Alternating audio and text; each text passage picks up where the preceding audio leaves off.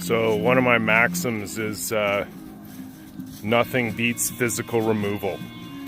So when it comes to pests, like, you can spray a pesticide on the pest.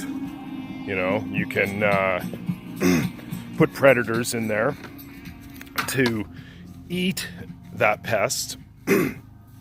But in both cases, the pest is still in there, right? So like plants have what they call chitin enzymes, which are responsible, like the levels of chitin enzymes, like the plant either repels pest and disease or it literally like attracts it, right? Like pest and disease have to survive too. So somehow they are almost like, I don't know, magnetically or something attracted to a susceptible host, right?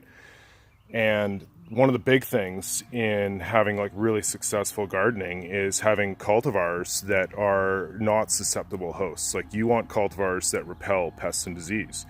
And, there can be just, variances, like even in like the moms those cuttings were taken off of. And so you don't want to propagate disease, right? And so I'm looking at the mothers in my room there, and I noticed one of them, has spider mites, right?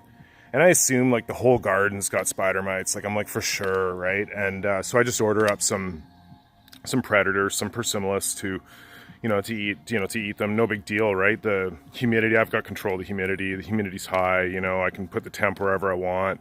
Like we can kick these spider mites' ass easily. But upon further inspection, when I really looked at it, I'm like, oh, it's really just this one plant. So I'm going to grow my 4 outside anyways. And so basically I just hauled this one plant. It needs to be staked up now. But I just hauled it out of there. And so nothing beats physical removal. The mites will have a harder time in this outdoor environment, right? Like they like it indoors.